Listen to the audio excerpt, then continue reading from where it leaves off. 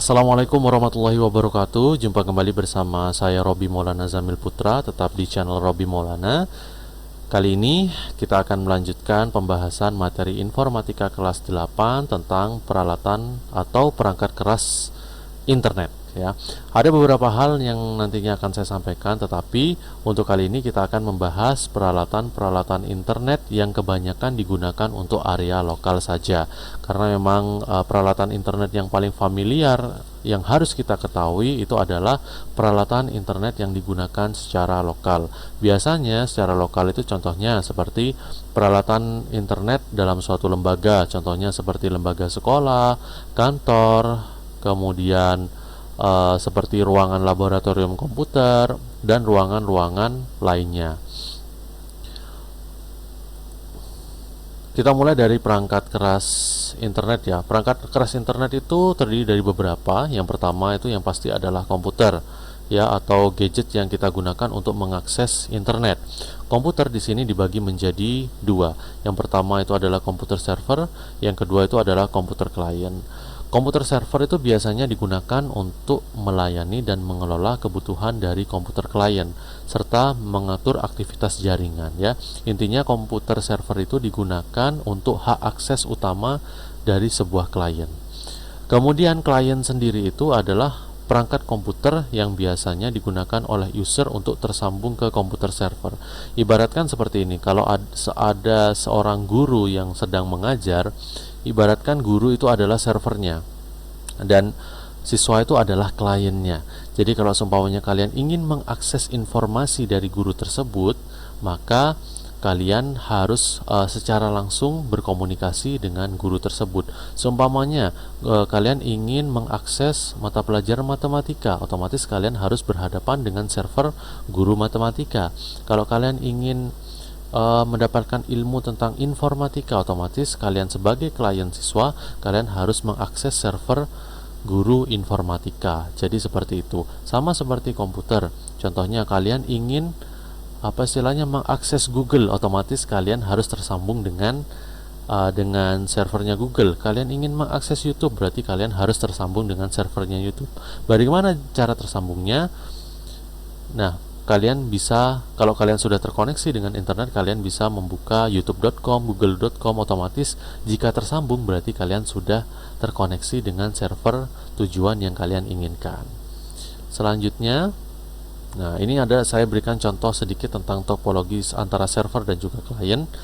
Di situ saya memiliki 3 buah komputer yang sudah jaringannya saling terhubung satu sama lain. Kemudian di sana terhubung dengan server. Ya, server di sini banyak sekali ya. Contohnya seperti server laboratorium komputer yang kemarin kita gunakan untuk AKM. Nah, otomatis klien yang kalian gunakan di depan komputer di depan kalian itu adalah komputer klien, dan servernya itu adalah yang diolah oleh proktor atau teknisi ya biasanya ya. Itu biasanya digunakan untuk tersambung kepada server AKM. Kemudian bisa jadi server itu terhubung lewat kabel atau terhubung lewat udara atau wireless seperti itu ya. Nah, server itu banyak, ada server laboratorium komputer, ada server Google, server YouTube dan lain-lainnya. Kemudian contoh dari server sendiri ya, contoh fisik dari server sendiri. Ini sedikit ilmu ya. Server Google itu bentuknya seperti ini. Jadi tidak melulu server itu adalah sebuah komputer yang berdiri antara ada CPU-nya, ada komputernya seperti komputer desktop itu ya. Nah, karena server Google itu lebih banyak mementingkan banyaknya data yang tersimpan, maka servernya itu di sana terdapat beberapa bertumpuk-tumpuk hard disk, mungkin bisa dibilang berjuta-juta petabyte seperti itu ya, digunakan untuk menyimpan informasi dari Google sendiri. Kemudian di situ ada servernya YouTube ya. Server YouTube itu juga tidak kalah banyaknya ya, karena memang seperti yang kita ketahui YouTube itu menyimpan berjuta-juta petabyte file video dari seluruh penjuru dunia. Kemudian yang paling simpel itu adalah server laboratorium komputer lembaga atau lembaga sekolah ya. Nah, seperti ini. Nah, itu adalah bentuk servernya yang digunakan untuk server AKM secara offline. Ya, jadi seperti itu. Kemudian, nah, ini adalah klien ya, contoh klien.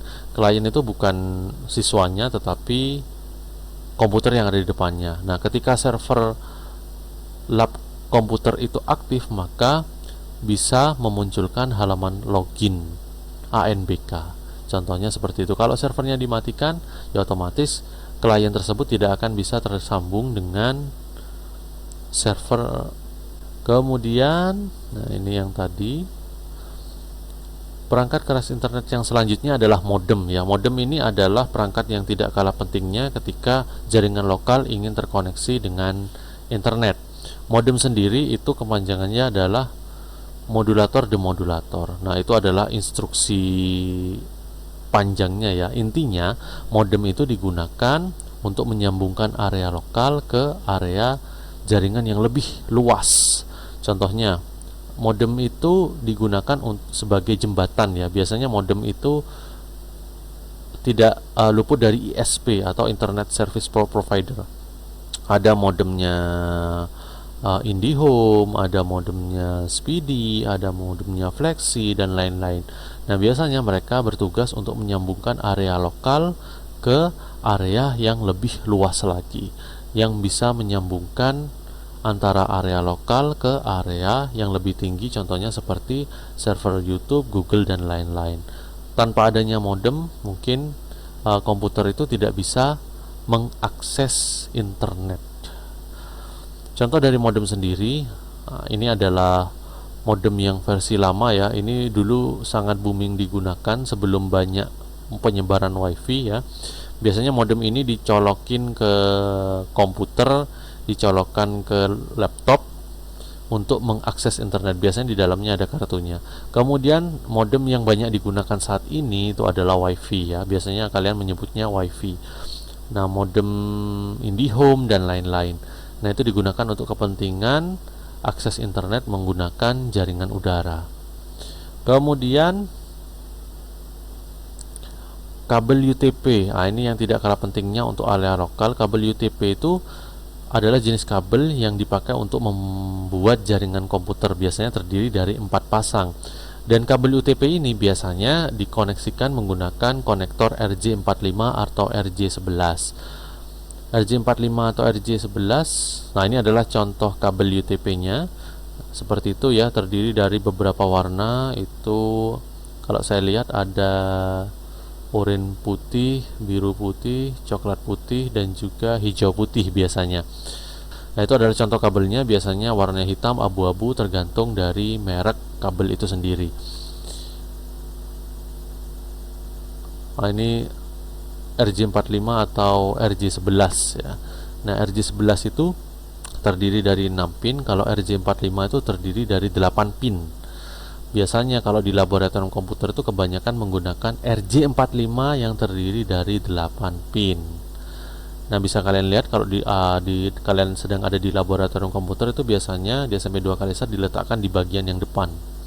Nah, itu terdiri dari beberapa tumpukan kabel berwarna abu-abu dan itu sudah terhubung ke komputer klien. Kemudian perangkat keras internet. Yang selanjutnya adalah hub. Hub perangkat jaringan yang memungkinkan menghubungkan beberapa PC ke satu jaringan. Nah, hub itu seperti yang saya bilang ada di laboratorium komputer bagian depan. Itu ada dua seperti kotak ya. Nah, di sana terdapat tumpukan beberapa kabel UTP dan juga colokan RJ45 yang saling terhubung ke hub tersebut.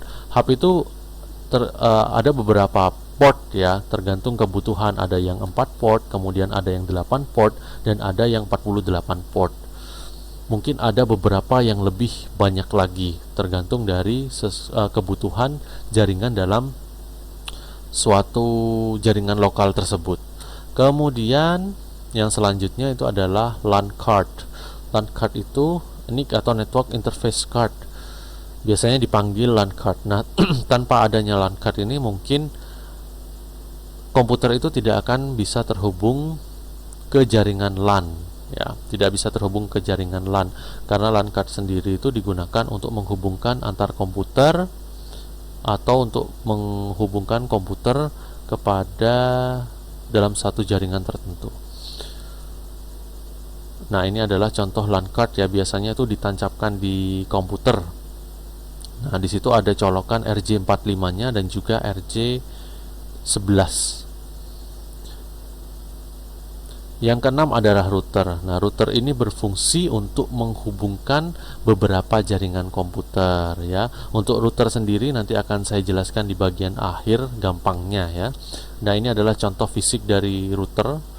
Ya, router yang paling banyak digunakan adalah routernya milik Mikrotik. Nah, itu banyak sekali digunakan. Router ini banyak sekali manfaatnya ketika digunakan dalam memecah jaringan internet atau mengatur jaringan internet. Yang ketujuh adalah wireless atau access point, WAP. Nah, wireless itu digunakan untuk menyebarkan dari modem ya, menyebarkan apa istilahnya ya, menyebarkan jaringan ya, menghubungkan device atau menghubungkan komputer, menghubungkan gadget, menghubungkan laptop lewat teknologi wireless atau biasanya gampangnya lewat teknologi udara seperti itu, wireless access point ya. Ada beberapa perbedaan antara modem dan juga access point, nanti akan kita jelaskan. Nah, ini adalah contoh dari access point ya. Biasanya access point itu memiliki beberapa kelebihan. Jadi kelebihan access point sendiri itu untuk area jumlah user yang bisa terhubung itu lebih banyak daripada modem yang langsung memiliki access point, biasanya itu lebih terbatas. Nah, kalau memang khusus menggunakan access point saja, itu biasanya user yang terhubung itu bisa lebih banyak. Kemudian yang selanjutnya adalah wireless card. Wireless card ini juga ditancapkan biasanya di laptop atau di komputer. Kalau LAN card tadi digunakan untuk menghubungkan jaringan secara lokal menggunakan teknologi kabel, kalau wireless card ini menghubungkan device menggunakan teknologi udara. Bedanya kalau yang tadi menggunakan teknologi kabel, kalau wireless card ini menghubungkannya menggunakan teknologi udara. Nah, ini adalah contohnya, biasanya dia memiliki anten ya, mesti memiliki anten karena anten itu digunakan untuk penguat sinyal ketika mereka akan menangkap suatu jaringan. Nah, ini adalah topologi jaringannya. Biar lebih mudahnya akan saya terangkan lewat sini ya. Silakan kalian jika ada kesempatan tolong digambar karena ini sangat penting ya.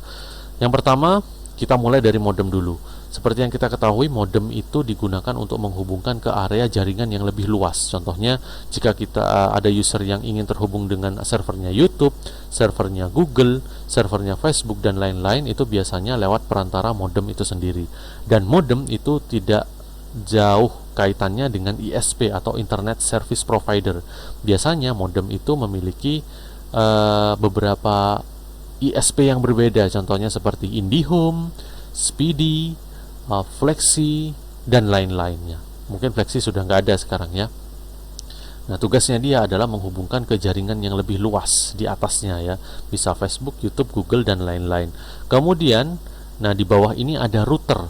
Router saya bilang tadi digunakan untuk menghubungkan beberapa jaringan. Sebentar lagi kita akan bahas. Nah, router ini nanti akan terhubung ke hub ya, terhubung ke hub. Nah, seperti yang saya jelaskan tadi, hub itu digunakan untuk menghubungkan komputer secara lokal lewat teknologi kabel. Nah, di sini sudah terdapat topologi beberapa komputer ya yang sudah terhubung ke hub itu sendiri. Kemudian yang kedua, nah ini yang tidak kalah penting adalah access point. Hampir sama seperti modem, tetapi kalau modem itu biasanya anggaplah kita fokuskan untuk connect ke jaringan yang lebih luas, tetapi kalau access point itu digunakan untuk koneksi jaringan lokal yang mana device-nya atau komputernya atau laptopnya itu menggunakan teknologi udara untuk saling terhubung ya. Jadi access point, modem, hub itu dihubungkan menggunakan yang namanya router.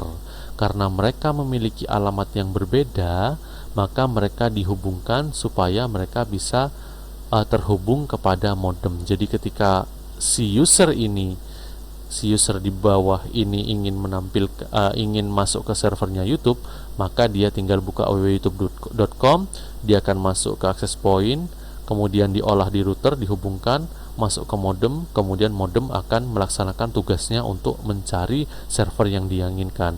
Ketika servernya sudah ketemu, maka akan masuk lagi ke dalam modem, masuk lagi paket datanya ke dalam router, kemudian masuk ke access point disebarkan kepada yang membutuhkan. Begitupun juga dengan LAN. Nah, itu adalah sedikit topologi singkat dan sederhana bagaimana sih caranya kok komputer atau device kita itu bisa terhubung ke jaringan YouTube, Google, dan juga Facebook. Mungkin itu saja penjelasan kali ini, kurang lebihnya saya mohon maaf. Assalamualaikum warahmatullahi wabarakatuh.